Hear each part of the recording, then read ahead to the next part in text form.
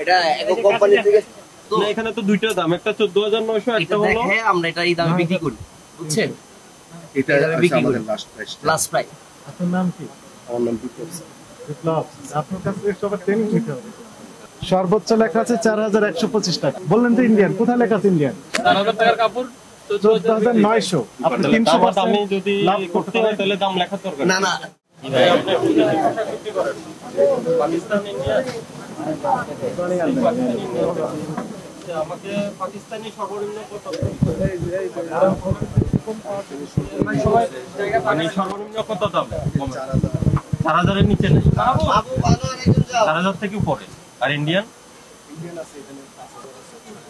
আপনি কার থেকে কিনেন? হোলসেল, মানে যারা ইম্পোর্ট করে তাদের থেকে দেন, তাহলে আমাকে আমাদের ক্রয় রসিদ তুলে দেন। পাকিস্তান পোশাক কার কাছ থেকে নেন, মানে কে, ওগুলোর নাম কি? দেন আমাদের ক্রয় রসিদ তুলে দেন। ওদের কে সরবরাহ করছে এটা? আমাদের এজেন্ট আছে বিভিন্ন হোলসেলারের, ওই এজেন্টের ক্রয় রসিদ নেন। এই তো আপনি তো লাগলে 14900। না এখানে তো দুইটা দাম, একটা 14900, একটা হলো হ্যাঁ আমরা এটা এই দামে বিক্রি করি, বুঝছেন? এটা আমাদের লাস্ট প্রাইস। আপনার নাম কি?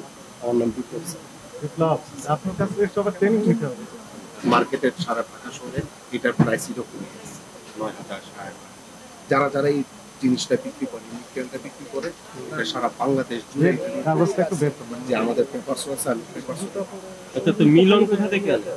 মিলন কোথা থেকে? সারা পৃথিবী থেকে, যেখান থেকে। না না, এটা আপনি দাবি করলেন এটা ইন্ডিয়ান।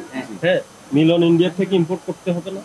হ্যাঁ করতে হবে। এটা তো মিলনের। এখন মিলনের কি আপনাদের ইম্পোর্টের কোনো কাগজপত্র? এটা হচ্ছে পাকিস্তানি, এটা আমরা হোলসেল থেকে দিছি। এটা ইন্ডিয়ান, তো এটা আলাদা। এটা বের করেন। তো পাকিস্তানের দেখি বের করেন তো। পাকিস্তানে এখানে নাম লিখতে কি? এটা আপনি এটা হচ্ছে ইন্ডিয়ান। এটা বের করেন, বের করেন। এই যে স্যার WhatsApp-এ আমাদের ক্যাশমার উপরে কিছু লেখা আছে, দেখেন তো আপনার কোন প্রতিষ্ঠানের নাম লেখা আছে, ঠিকানা লেখা আছে, কন্টাক্ট নাম্বার দেওয়া আছে, কিচ্ছু দেওয়া নেই। কোন প্রতিষ্ঠান কিনেছেন? এই ক্যাশমার কোন প্রতিষ্ঠান? কোন প্রতিষ্ঠানে ক্যাশমার নাম কই? আছে আছে। এটা একক কোম্পানি থেকে।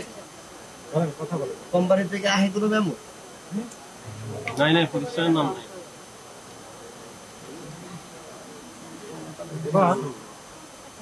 এবার এই থ্রি পিসের নাম কি বললেন? লাকনি। কোনটা যেন লাকনি লেখা আছে, কোনটা একটু দেখেন তো দেখি। না দেখাক, আমাকে দেখাক। নাই তো, লাকনি। এই যে এটা মনে হয় ওদের লেখা ইন্ডিয়ান লেখা স্যার, এটা ইংলিশে লিখছে। না মানে ইন্ডিয়ান একদম হাতের লেখা, সেটা বুঝি। এবং এখানে যে রেটটা লেখা আছে সর্বোচ্চ, শুনেন, সর্বোচ্চ লেখা আছে 4125 টাকা। ইন্ডিয়ান লোকজন এরকম কাজ করবেন না তো, পাকিস্তানের লোক এই কাজগুলো করবেন না। এই অপকর্ম আপনি করবেন শুধু। এখানে ওই ক্যাশ মেমোর উপর তাদের প্রতিষ্ঠানের নাম ঠিকানা থাকবে না, এটা তারা ভাবতেই পারে না।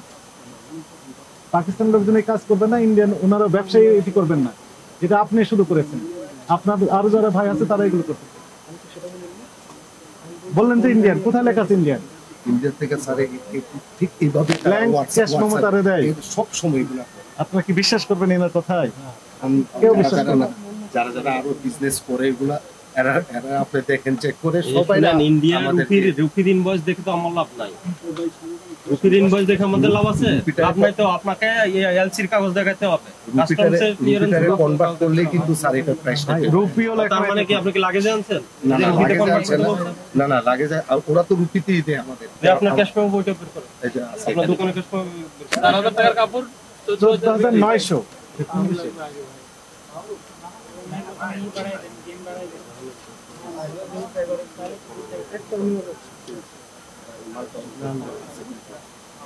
কয় বছর আগে?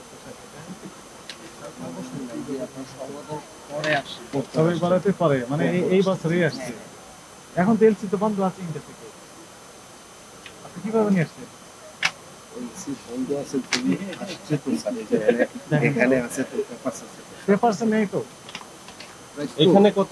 এখানে 5,500 টাকা কেনা। এই যে এখানে তো 14900। এটা হচ্ছে বার্গেনিং করি, আমরা বিক্রি করি 6000 টাকা। ভাই এখানে তো আর কোনো দামে নেই, বার্গেনিং এখন আমার সামনে বার্গেনিং তো ভাই আমরা যখন এটা দাম চাই 2300 টাকা বলে 2500 টাকা বলে 4000 এখানে টাকা কথা বলেছি এটা হচ্ছে আপনার 14,500 টাকা লেখা আছে নোটস তখন কাস্টমার এটার মূল্য কত বলছেন 4000 5,500 কই নোট 14,500 6,000 মূল্য বিক্রি 5,000 হয় 5,500 5,500 4,000 বেশি 4,000 বিক্রি করে। 4,500 এটা কেনা পড়ছে কত লাগাছেন তো 7500 7,500 এটা আমাদের কিনা পড়ছে কত? বার্গেনিং মেবি 3200-3300 টাকা কিনা আছে।